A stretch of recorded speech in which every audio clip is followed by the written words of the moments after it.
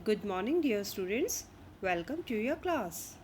बच्चों, सामान्यतः लोगों की यह मान्यता होती है कि पत्र लिखने के लिए विशेष कोई प्रयास नहीं करने पड़ते और न ही किसी कुशलता की आवश्यकता होती है। परंतु वास्तव में ऐसा नहीं है। पत्र लिखना एक बहुत बड़ी और अद्भुत कला है और यह कला प्रयत्नों के द्वारा ही हासिल की जा सकती है।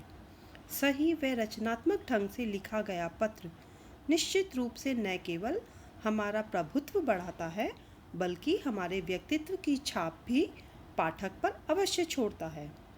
इन सभी उद्देश्यों की पूर्ति के लिए पत्र आदि लिखने की योग्यता प्राप्त करना परम आवश्यक है।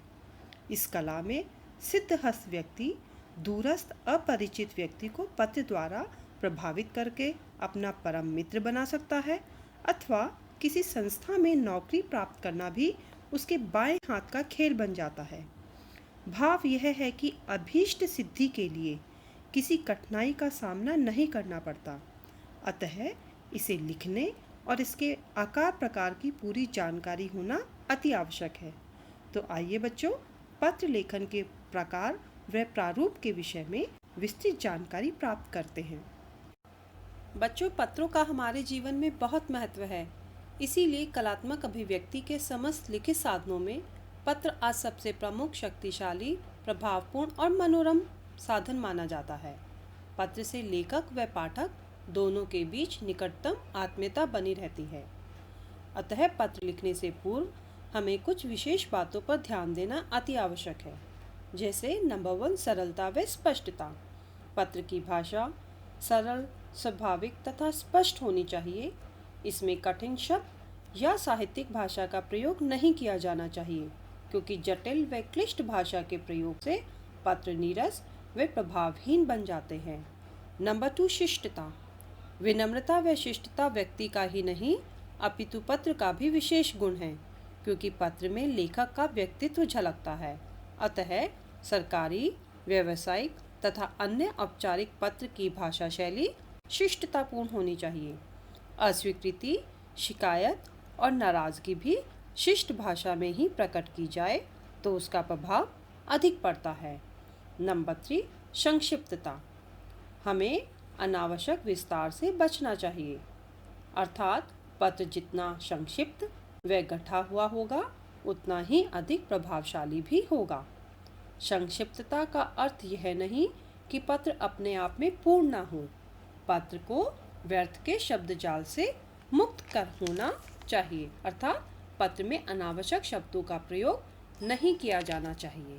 नंबर 4, प्रभावोत्पादकता। पत्र की शैली से पाठक प्रभावित हो सके तभी वह सफल मानी जाती है। हमारे विचारों की छाप उस पर पड़ती है, अतः इसके लिए शैली का परिमार्जित होना भी आवश्यक होता है। हमें हमेशा अच्छे शब्दों व मुहावरों के माध्यम से पत्र को प्रभावशाली बनाने का प्रयास करना चाहिए।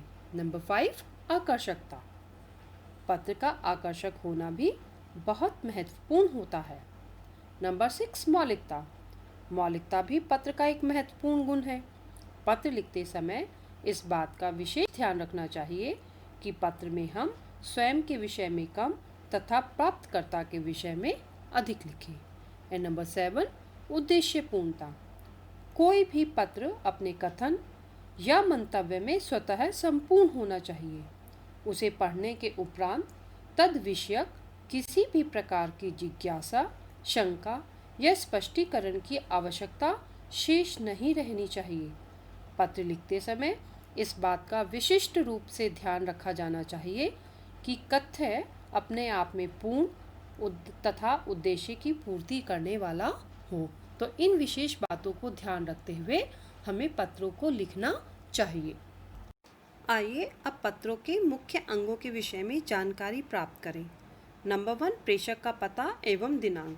प्रेषक अर्थात भेजने वाला। ये पत्र के ऊपर बाएं कोने में लिखे जाते हैं। निजी अथवा व्यक्तिगत पत्रों में प्रायः यह नहीं लिखे जाते, किंतु व्यावसायिक और कार्यालय पत्रों में पते के साथ साथ प्रेषक का नाम भी लिखा जाता है। विद्यार्थियों को यह विशेष रूप से ध्यान देना चाहिए कि परीक्षा में पत्र लिखते समय उन्हें कहीं भी कुछ ऐसा नहीं लिखना चाहिए जिससे उनके स्थान, विद्यालय आदि की जानकारी मिले।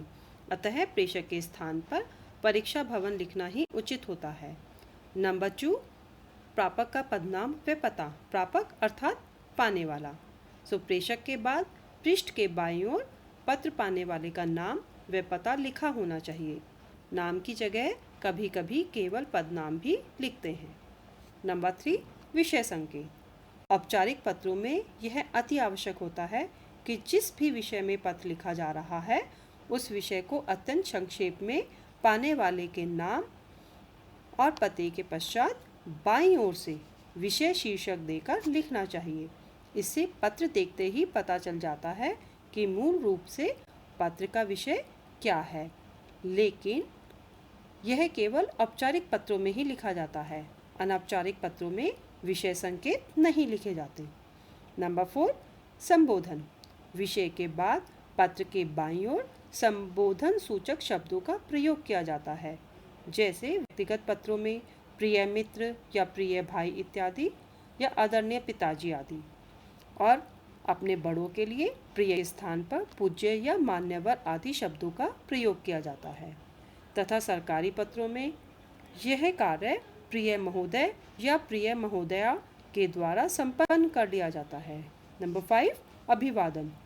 निजी पत्रों में बाईं ओर लिखे संबोधन शब्दों के नीचे थोड़ा सा हटकर संबंध के अनुसार उपयुक्त अभिवादन शब्द जैसे सादर नमस्ते, नमस्कार, प्रणाम आदि लिखे जाते हैं। नेक्स्ट इज पत्र की मुख्य सामग्री। संबोधन के पश्चात पत्र की मुख्य सामग्री लिखी जाती है।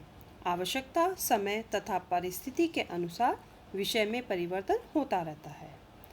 नंबर 7, समापन सूचक शब्द। पत्र की समाप्ति होने पर प्रेषक प्राप्तकर्ता से अपने संबंध और विषय की औपचारिकता, अनौपचारिकता के अनुसार कुछ समापन सूचक शब्दों का प्रयोग कर पत्र समाप्त कर सकता है, जैसे आपका, आपका आज्ञाकारी, आपका प्रिय, स्नेहशील, स्नेही आदि। तथा औपचारिक व्यावसायिक पत्रों में साधारणतः भवतीय लिखा जाता है। नेक्स्ट इज हस्ताक्षर व नाम। समापन शब्द के ठीक नीचे भेजने वाले के हस्ताक्षर होते हैं। लास्ट इज संलग्न। सरकारी पत्रों में प्रायः मूल पत्र के साथ अन्य आवश्यक कागजात भी भेजे जाते हैं। इन्हें उस पत्र के साथ अटैच कर दिया जाता है। अब बात करते हैं पत्रों के प्रकार के विषय में। विषय के अनुसार पत्रों को अनेक श्रेणियों में विभाजित किया जाता है, जैसे निमंत्रण पत्र, आवेदन पत्र, शोक पत्र, व्यावसायिक पत्र आदि। किंतु शैली शिल्प को व्यापक रूप में देखते हुए पत्रों को निम्नलिखित 2 वर्गों में विभाजित किया जाता है। नंबर 1, औपचारिक पत्र। ये पत्र विशिष्ट नियम विधानों में आबद्ध पत्र होते हैं। यह पत्राचार उन लोगों के साथ किया जाता है जिनके साथ हमारा कोई निजी परिचय नहीं होता। यदि होता है तो उसमें व्यक्तिगत लगाव और आत्मीयता गौण होती है। इनमें औपचारिकता और कथ्य संदेश ही मुख्य होते हैं। इनमें तथ्यों और सूचनाओं अधिक महत्व दिया जाता है। इन पत्रों की परिधि बहुत व्यापक होती है, जैसे व्यावसायिक पत्र, सरकारी पत्र, अर्ध सरकारी पत्र, शिकायती पत्र, पूछताछ संबंधी पत्र, संपादक के नाम पत्र इत्यादि। नंबर 2, अनौपचारिक पत्र।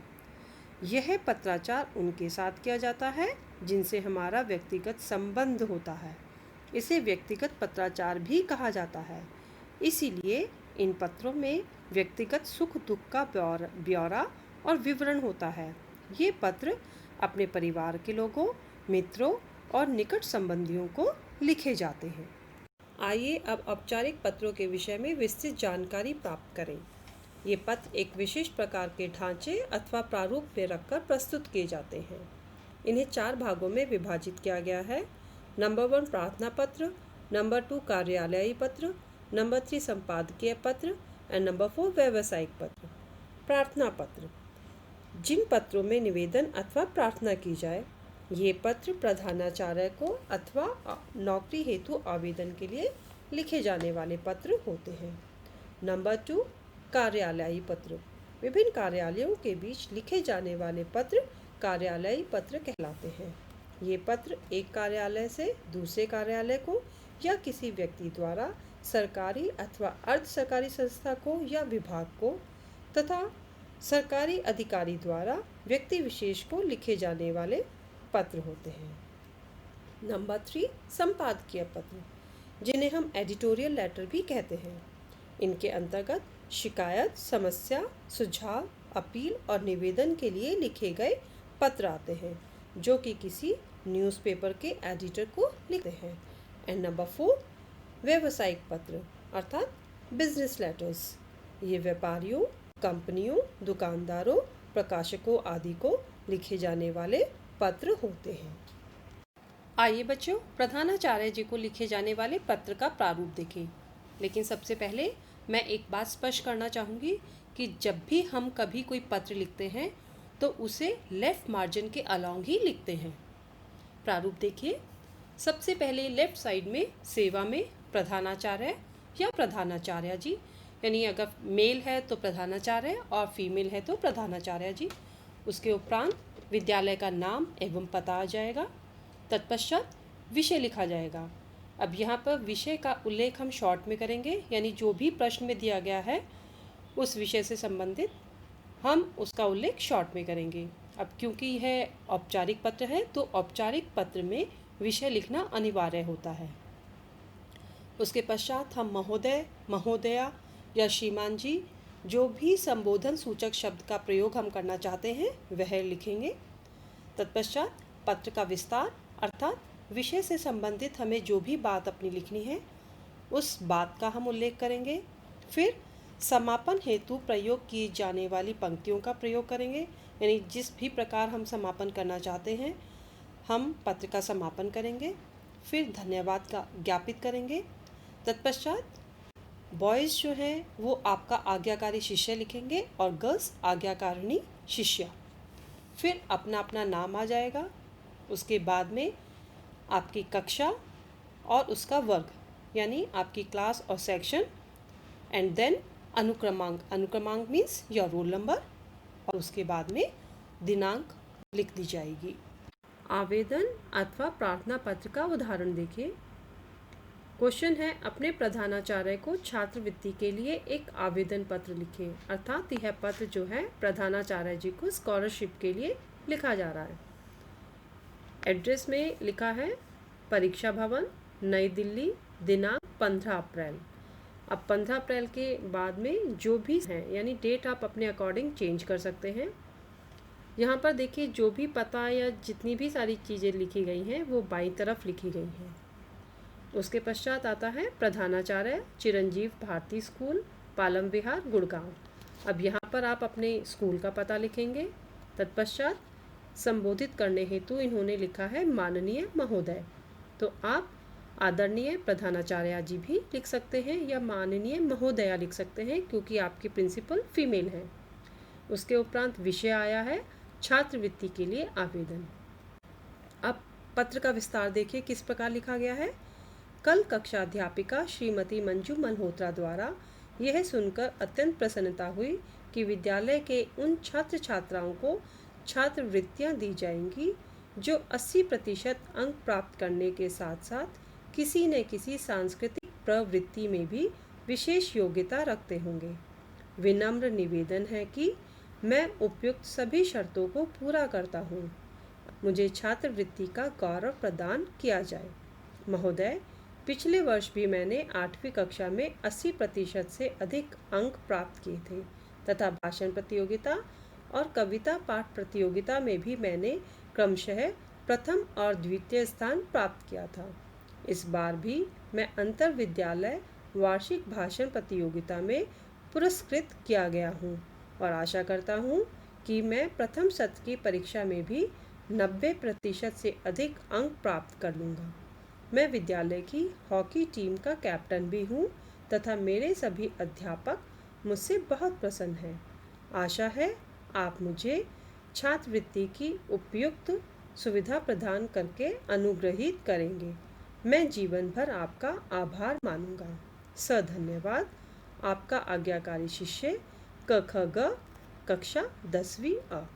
अब यहाँ पर आपका आज्ञाकारी शिष्य क ख ग इसलिए लिखा गया है क्योंकि जब भी पत्र किसी परीक्षा भवन में लिखा जाता है तो उसमें हम अपनी जानकारी नहीं देते हैं। तो इस प्रकार यह आवेदन पत्र लिखा गया है। कार्यालय को लिखे जाने वाले पत्र का प्रारूप देखिए। सेवा में, अब यहाँ पर आप देखिए कि जितनी भी सारी चीज़ें लिखी जाएंगी वो लेफ्ट मार्जिन के अलोंग लिखी जाएंगी। तो सबसे पहले ऊपर लिखा गया है सेवा में, तत्पश्चात कार्यालय प्रमुख के पद का नाम, फिर कार्यालय का नाम या विभाग का नाम तथा उसका पता, विषय जिस भी विषय पर आप पत्र लिख रहे हैं, तत्पश्चात संबोधन करने हेतु शब्द महोदय या महोदया, फिर विषय से संबंधित जो भी बात आपको लिखनी है उस विषय का विस्तार आएगा, तत्पश्चात समापन हेतु पंक्ति, धन्यवाद ज्ञापित करने के लिए हम धन्यवाद लिखेंगे, भवदीय, यानी यहाँ पर हम आपका आज्ञाकारी शिष्य इत्यादि नहीं लिखेंगे, क्या लिखा जाएगा, भवदीय। फिर लिखने वाले का नाम और नाम के पश्चात उनका हस्ताक्षर, पता तथा दिनांक आदि। कार्यालयी पत्र का उदाहरण देखिए। प्रश्न है कि आप रवि प्रकाश कौशिक हैं, J187 जीवन नगर किलौकरी नई दिल्ली के निवासी है। आपकी गली मोहल्ले की नालियों की सफाई समुचित रूप से नहीं होती है, जिसके लिए नगर निगम के स्वास्थ्य अधिकारी को पत्र लिखा गया है। तो सबसे पहले आपके घर का एड्रेस आएगा, क्योंकि अगर सरकारी अधिकारी आपको संपर्क करना चाहें या आपको इसका प्रत्युत्तर देना चाहें तो वो आपके पते को देखकर उसका उत्तर दे सके। तो पता है J187 जीवन नगर किलौकरी नई दिल्ली, और उसके साथ साथ में उसका पिन कोड, दिनांक है 4 दिसंबर, जो भी सन चल रहा है, जो भी ईयर है वो ईयर डाल देंगे। तत्पश्चात सेवा में यहाँ मिसिंग है, आप चाहें तो सेवा में भी लिख सकते हैं, स्वास्थ्य अधिकारी दिल्ली नगर निगम नई दिल्ली। अब जयपुर का लिख रहे हैं तो आप जयपुर नगर निगम लिखेंगे, माननीय महोदय, फिर विषय लिखेंगे। विषय क्या था, मोहल्ले की गंदी नालियों और कूड़े के ढेर, यानी सफाई से संबंधित जो विषय था तो उसी विषय को आपने शॉर्ट में करके लिखा है। फिर यहाँ पर विषय से संबंधित पत्र का विस्तार यहाँ पर आ गया है। आपका ध्यान महारानी बाग के सामने किलौकरी ग्राम से संलग्न जीवन नगर बस्ती की शोचनीय अवस्था की ओर आकर्षित किया जाता है। इस बस्ती में सफाई व्यवस्था इतनी शोचनीय और चिंताजनक हो चली है कि नागरिकों के स्वास्थ्य के लिए भयानक खतरा उत्पन्न हो गया है।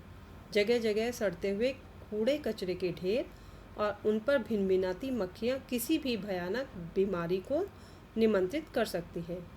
साथ में लगी कॉलोनी से कुछ सुअर कूड़े कचरे के ढेर को बिखेरकर रास्ता चलने वालों के लिए भी असुविधा पैदा कर देते हैं। कृपया इस बस्ती की स्वास्थ्य सुरक्षा को ध्यान में रखते हुए अविलंब कोई महत्वपूर्ण कदम उठाया जाए। बस्ती के सभी लोग बहुत आभारी होंगे। अब जो ये पत्र का विस्तार लिखा गया है, यानी विषय से संबंधित जो बातें लिखी हैं, इसको चाहे आप अपनी इच्छा अनुसार इसमें कुछ भी परिवर्तन कर सकते हैं। ऐसा नहीं है कि जैसा उदाहरण में दिया गया है वैसा आपको एज इट इज़ लिखना है। आप यहाँ पर बीमारी से संबंधित चीज़ें भी लिख सकते हैं, आप यहाँ पर कुछ चीज़ें हटा भी सकते हैं, कुछ ऐड ऑन भी कर सकते हैं। वो हमारी अपनी सोच के ऊपर डिपेंड करता है या हमारी कला के ऊपर डिपेंड करता है कि हम कितने अच्छे ढंग से अपनी बातों को प्रस्तुत करते हैं। उसके पश्चात हम सधन्यवाद लिखेंगे, भवदीय, और अपना नाम। यहाँ पर नाम वही आएगा जो हमें प्रश्न में दिया गया है। शिकायती पत्र का प्रारूप देखिए। रूल्स वही होंगे, सब कुछ लेफ़्ट अलाइनमेंट होगा। लेफ़्ट साइड के कॉर्नर में सबसे पहले सेवा में, तत्पश्चात अधिकारी पद का नाम आएगा, उसके बाद में कार्यालय का नाम एवं पता आएगा, तत्पश्चात विषय, यानी जिस भी विषय पर हम शिकायत करना चाहते हैं उस विषय का शॉर्ट में उल्लेख करेंगे। फिर संबोधन सूचक शब्दों का प्रयोग करेंगे, जैसे महोदय या महोदया। तत्पश्चात हम शिकायत का शॉर्ट में उल्लेख करेंगे और फिर नेक्स्ट पैराग्राफ में हम मुख्य विषय वस्तु का विस्तार करेंगे, यानी जो भी हम बात अपनी लिखना चाहते हैं या अधिकारी को पहुंचाना चाहते हैं उसके विषय में थोड़ा विस्तार से हम यहाँ पर अपनी शिकायत लिखेंगे। उसके पश्चात समापन करने योग्य पंक्तियों का प्रयोग करेंगे। फिर धन्यवाद देते हुए नेक्स्ट में हम भवदीय लिखेंगे, फिर अपना नाम व हस्ताक्षर और उसके बाद अपना पता आ जाएगा। शिकायती पत्र का उदाहरण देखिए। यह पत्र सड़क परिवहन के प्रबंधक को बसों की कुव्यवस्था के लिए लिखा गया है। सबसे ऊपर परीक्षा भवन, उसके बाद जगह यानी नई दिल्ली और फिर दिनांक।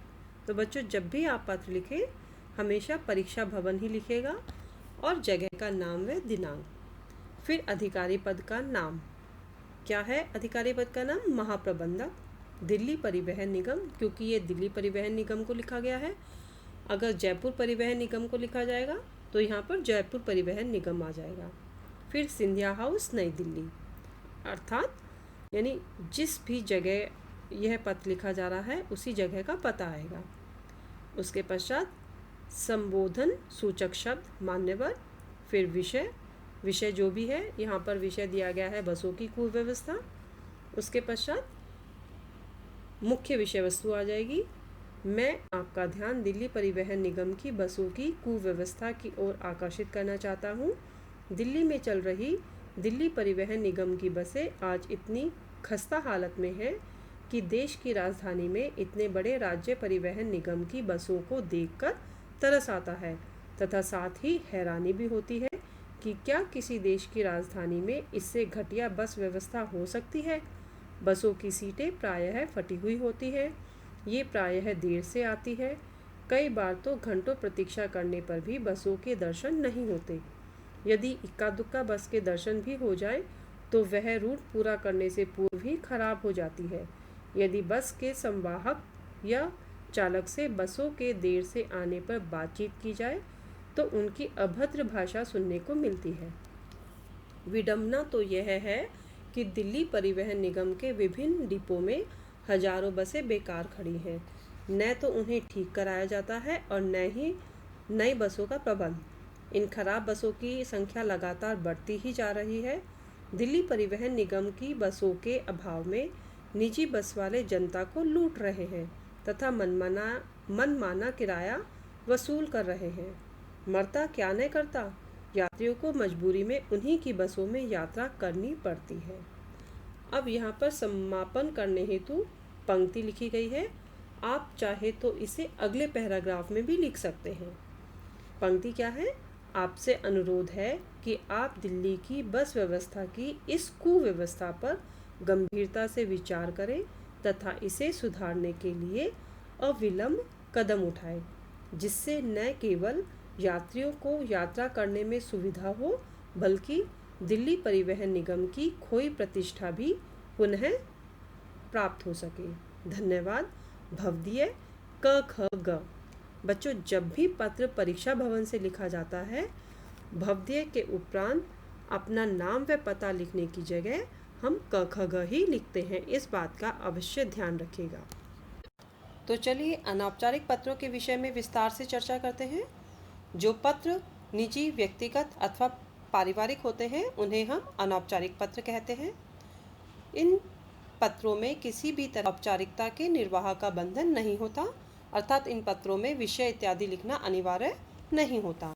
इन पत्रों में प्रेषक अर्थात लिखने वाला व्यक्ति अपनी जो भी बात लिखना चाहता है वह अपनी भावना को उन्मुक्तता के साथ अर्थात स्वतंत्र रूप से लिख सकता है, बिना किसी संकोच के, बिना डर के। वह अपनी जो भी बात लिखना चाहता है वह खुले दिल से अपनी भावनाओं को अभिव्यक्त कर सकता है। इन पत्रों का प्राण तत्व आत्माभिव्यक्ति, निजीपन और आत्मीयता है, अर्थात इन पत्रों को लिखते समय हम अपने मन के अनुभवों को व्यक्त करते हैं। जो भी हम बात लिखना चाहते हैं हम उन्हें निसंकोच अभिव्यक्त कर सकते हैं। इससे आत्मीयता और निजीपन का भाव आता है। ये आकार प्रकार में अत्यंत लचीले होते हैं, यानी ये पत्र संक्षिप्त भी लिखे जा सकते हैं और इन पत्रों को हम विस्तार से भी लिख सकते हैं। अनौपचारिक पत्र का सामान्य प्रारूप देखिए। लिखने वाला व्यक्ति सबसे पहले अपना पता लिखेगा। अगर एज अ स्टूडेंट आप किसी परीक्षा भवन से लिख रहे हैं तो परीक्षा भवन आएगा, और यदि आप किसी हॉस्टल में रहते हैं अर्थात छात्रावास में रहते हैं तो वहाँ का पता आएगा। उसके बाद में दिनांक, तत्पश्चात जिसे भी आप पत्र लिख रहे हैं उसके लिए प्रयोग किए जाने वाले संबोधन सूचक शब्द का प्रयोग करेंगे। यानी अगर आप अपने से बड़े को लिख रहे हैं, पिताजी इत्यादि को लिख रहे हैं तो आदरणीय पिताजी, मित्र को लिख रहे हैं तो प्रिय मित्र, जो भी आप लिखना चाहते हैं वह संबोधन सूचक शब्द का प्रयोग करते हुए लिखेंगे। तत्पश्चात हम यहाँ पर उन्हें ग्रीट करने के लिए जो शब्द लिखना चाहते हैं, अगर प्रणाम लिखना चाहते हैं, बड़े हैं तो प्रणाम या नमस्ते, और अगर छोटे हैं तो प्रिय मित्र इत्यादि लिख सकते हैं, और सस्नेह नमस्कार इत्यादि भी लिख सकते हैं। तत्पश्चात हम सबसे पहले अपनी कुशलता का समाचार देंगे, उनकी कुशलता का समाचार लेंगे। फिर जिस भी विषय पर आप पत्र लिखना चाहते हैं उस मुख्य विषय वस्तु को आप लिखेंगे। उसके उपरांत पत्र की समाप्ति होने पर प्रेषक अर्थात जो भेजने वाला व्यक्ति है वह अपने संबंध के अनुसार जिन भी समापन सूचक वाक्यों का प्रयोग करना चाहता है उन वाक्यों का प्रयोग करते हुए आप इस पत्र का समापन करेंगे। और समापन करने के पश्चात आप संबंध का उल्लेख करेंगे। यानी अगर आप मित्र हैं तो आपका प्रिय मित्र, अगर आप पुत्र या पुत्री हैं तो आपका प्रिय बेटा लिख सकते हैं। जो भी आपका संबंध है उस संबंध का आप यहाँ पर उल्लेख करेंगे और उसके पश्चात आपका यहाँ पर नाम आ जाएगा। उदाहरण देखिए, यहाँ पर आप अनुराग हैं और केंद्रीय विद्यालय जनकपुरी नई दिल्ली के छात्रावास में रह रहे हैं। छात्रावास अर्थात हॉस्टल, और अपनी भूल के लिए क्षमा मांगते हुए अपने पिताजी को एक पत्र लिख रहे हैं। तो जैसा कि अभी मैंने थोड़ी देर पहले ही बताया था कि अगर आप किसी छात्रावास में रह रहे हैं तो सबसे पहले छात्रावास का ही एड्रेस आएगा। तो अनुराग ने सबसे पहले अपने छात्रावास का एड्रेस लिखा है, छात्रावास केंद्रीय विद्यालय जनकपुरी नई दिल्ली। उसके बाद दिनांक लिखी गई है। फिर संबोधन सूचक शब्द का प्रयोग किया गया है, क्योंकि उसने अपने पिताजी को पत्र लिखा है तो पूजनीय पिताजी, और ग्रीट करने के लिए उसने लिखा है सादर प्रणाम। तो इसी प्रकार आप भी संबोधन सूचक शब्दों का प्रयोग करने के उपरांत जो भी ग्रीट करने के लिए आप लिखना चाहते हैं वह लिख सकते हैं। उसके पश्चात यहाँ पर तो अनुराग ने डायरेक्ट अपनी बात लिख दी है, लेकिन चाहे तो आप शुरुआत में कुशल क्षेम पूछ सकते हैं, जैसे कि मैं यहाँ पर कुशल पूर्वक हूँ और आशा करता हूँ कि आप भी कुशल पूर्वक होंगे। उसके पश्चात उसने लिखा है कि आपको मेरे कक्षा अध्यापक का पत्र मिल गया होगा कि मैं कक्षा में अनुपस्थित रहकर सिनेमा देखने चला जाता हूँ। मैं हृदय से अपनी भूल स्वीकार करता हूँ और निश्चित ही कुछ दिनों से कुसंगति में रहने के कारण, कुसंगति अर्थात उसकी फ्रेंडशिप जो है वो गलत लोगों से हो गई, गलत संगति में पड़ गया, जिसके कारण उसने सिनेमा देखना शुरू कर दिया था। तो उसका उसने रीज़न लिखा है कि कुसंगति में रहने के कारण मैं अपने मार्ग से भटक गया था, विद्यालय से अनुपस्थित रहकर सिनेमा देखने चला जाता था। कक्षा अध्यापक के बार बार सचेत करने पर भी मैं नहीं चेता, अर्थात मैंने उनकी बात नहीं मानी। ऐसा करने से मैं पढ़ाई में पिछड़ गया हूँ। अब मैं आपको विश्वास दिलाता हूँ कि भविष्य में इस प्रकार की भूल फिर कभी नहीं करूँगा।